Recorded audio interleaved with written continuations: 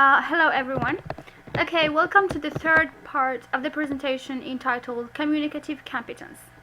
In this presentation, we're going to tackle mainly 5 points. The first one is pragmatics, then sociopragmatics and pragmalinguistics, language and gender, discourse styles, and finally nonverbal communication, in which we're going to tackle 3 types of nonverbal communication. Okay, so here we go. What do we mean by pragmatics? Pragmatics is the study of the aspects of meaning and language use that are dependent on the speaker, the addressee, and other features of the context of utterance.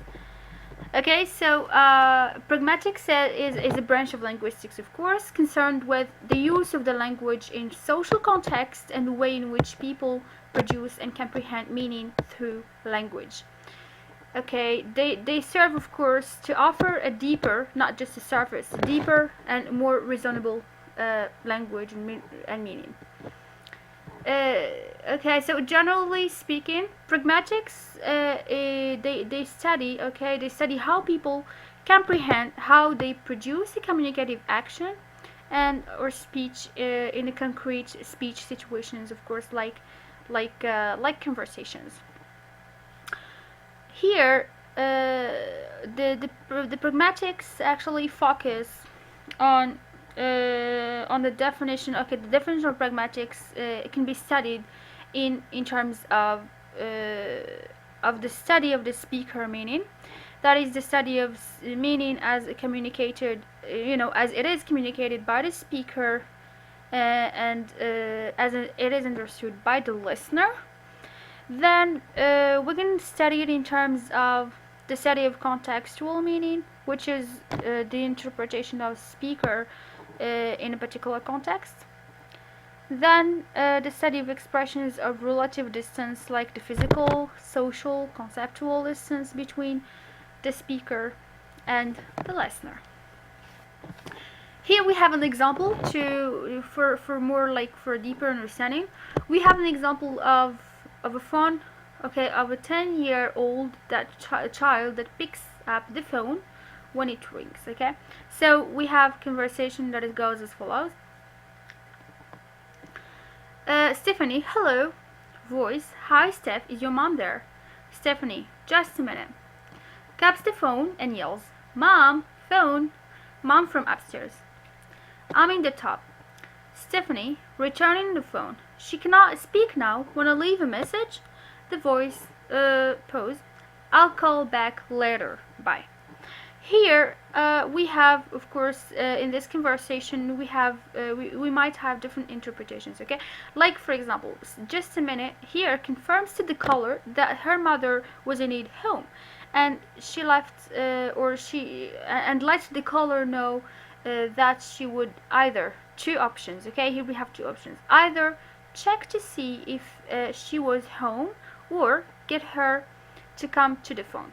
Okay, so we have another example. Let's take the example of mom phone. Here it's interpreted by her mother. Okay, so it's interpreted as someone is on the phone and someone wants to talk to you on the phone. Okay, and the mom's response here is when she says I'm in the tub, it means indirectly I cannot speak right now. And then Stephanie, of course, goes to the speaker and asks her to leave a message, or him to leave a message. And of course, I'll call her back means in an indirect way, no, I won't leave a message, I will call her back. Okay? Okay, sociopragmatics and pragmalinguistics. Sociopragmatics is the sociological interface of pragmatics, referring to the social perceptions underlying participants' interpretation and performance of communicative actions. Okay, so sociopragmatics is the interface of pragmatics and social organization. That is to say that sociopragmatics is an individual sometimes may say some words that are clearly may say some words that are with complex sentences, with correct grammar but still have communication problems. Okay, so if that person has not mastered the roles of social language known as pragmatics, of course the communication will break down. All right, so here sociopragmatics is in language is more than linguistics and lexical knowledge. It emphasizes that the speaker knows how to vary speech acts strategies according to the social, here the social term is very important, to the social variations that are in the action or in the act of communication. It's grosso modo, it's the knowledge between linguistic forms and sociocultural contexts. Okay, so it helps use and adjust communication messages for a variety of purposes. Here, okay, so for concerning pragmalinguistics, it's the intersection of pragmatics and linguistic forms. In other words, it's the resources for conveying communicative acts, and resources includes pragmatic strategies, routines, and another range of linguistic forms, which can soften or intensify the communicative acts. Okay, so sociopragmatics is about proper social behavior. Learners must be made aware of the consequences of making pragmatic choices. Everyone is not automatically born with the ability, okay, with this ability. The skills develop over time, and development is dependent on other factors such as joint attention, perspective talking, comprehension, monitoring ability, and social interest.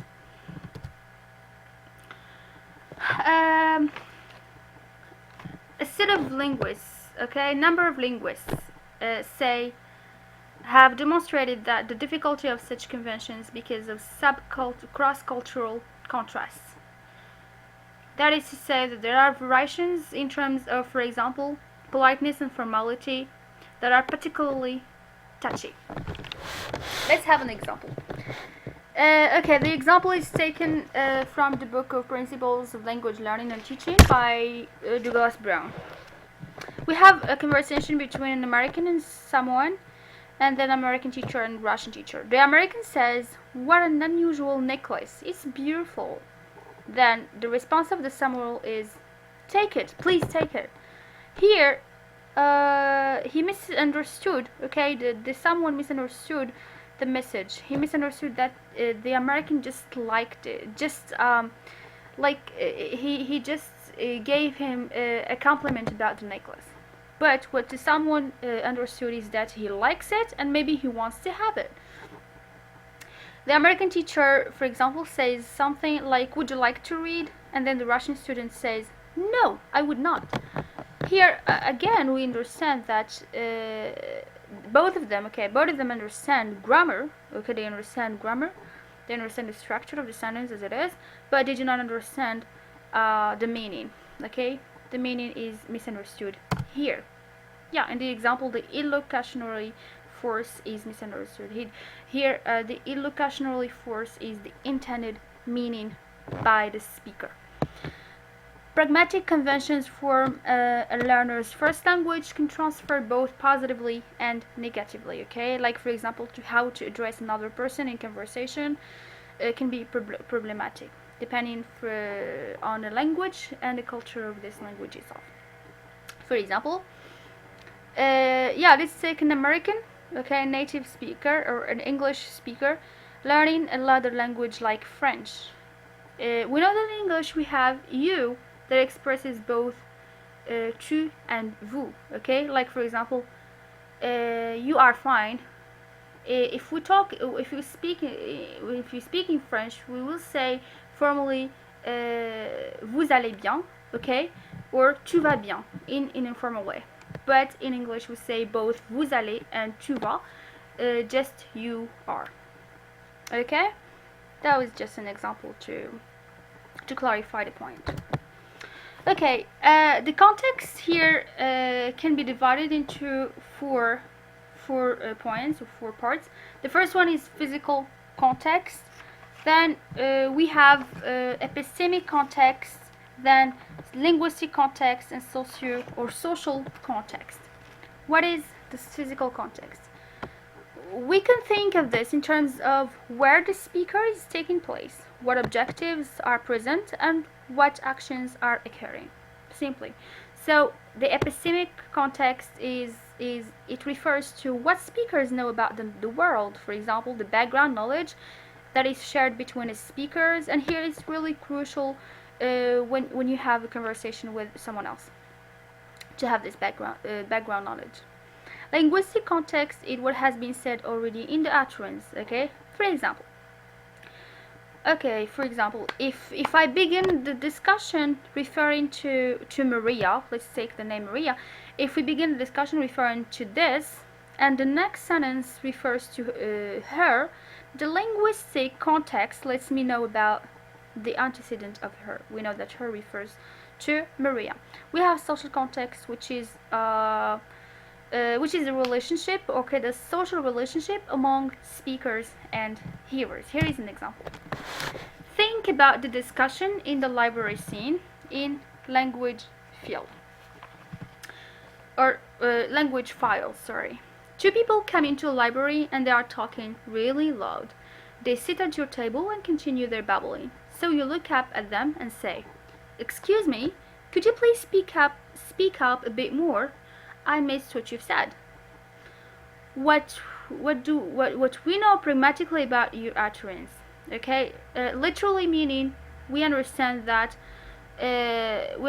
please speak up, literally meaning, okay, which is completely different from the intended meaning, which is quiet please, okay? Consider some of conceptual properties of the utterance. Here, for example, for the physical one, we have the conversation that is occurring in the library. Epistemic, we have libraries are generally quiet places, okay, epistemic context. Linguistic, the tone of the voice. And then we have the social context, that is, you have the right to ask people in quiet places, to ask people to be quiet generally, but especially in quiet places where people are supposed to be quiet. Here is another example. Hank sees his friend Terrell, and as he's climbing the stairs to get to his seat at the baseball stadium, he stops for a few seconds, greets his friends, indicates he will talk to him more after the game, and moves onward to his seat. If no one had been climbing the stairs behind him, he might have had a longer conversation with his friend. However, he remained aware of the circumstances. Okay, what are the circumstances? People behind him wanted to get to their places or to their seats before the game started. So he kept the interaction to a minimum, okay, in order to let people behind him join their places before the game gets started. Okay. Okay. Another example would be as follows. We have Hank sees his doctor at a party. He does not know him outside of the professional medical setting.